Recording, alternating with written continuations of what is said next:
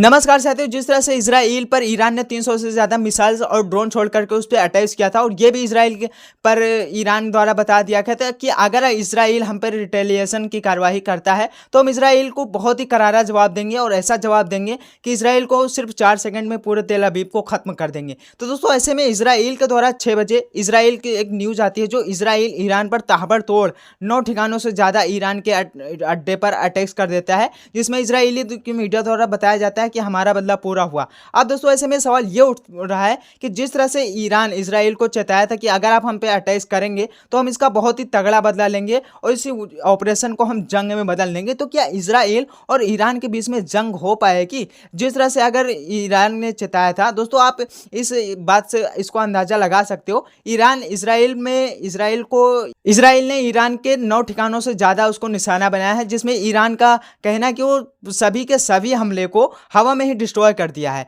हवा में डिस्ट्रॉय करने का मतलब कोई भी हमला इजराइल का कामयाब नहीं हुआ है और जो वहाँ साफ़वान में जो उसकी न्यूक्लियर साइट थी उसको ईरान ने पूरी तरह से सिक्योर एंड सुरक्षित बताया है। कहा ईरानी मीडिया के द्वारा दावा किया जा रहा है कि इजराइल तो बस इतना ही कर सकता था, वो और ज़्यादा कुछ कर ही नहीं सकता था। यानी कि ईरान इस हमले को पूरी की पूरी तरह से एक नकार रहा है, जिस तरह से पाकिस्तान नकारा था बालाकोट की एयर स्ट्राइक को लेकर के।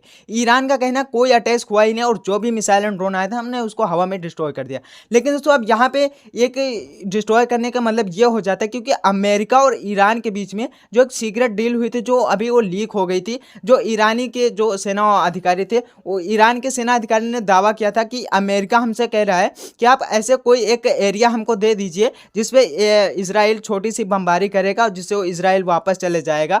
तो क्या ऐसे में दोस्तों सवाल उठता है दोनों की ये जो हमला हुआ है ईरान के ऊपर, ऐसे में सिर्फ दोस्तों ये सिर्फ अपना चेहरा बचाने की लिहाज से इजराइल किया है। अब दोस्तों आने वाले समय में क्या होगा, ईरान क्या करता है, ये तो दोस्तों इमरजेंसी मीटिंग्स चल ही रही है ईरान के अंदर तेल अवीव में और तेहरान में। अब देखना होगा कि ईरान आने वाले समय में कैसा कदम उठाता है। अगर दोस्तों ईरान की ओर से इस पर अटैक किया जाता है तो इजराइल को और ज़्यादा मौका मिल जाएगा उसके न्यूक्लियर साइट को निशाना बनाने का।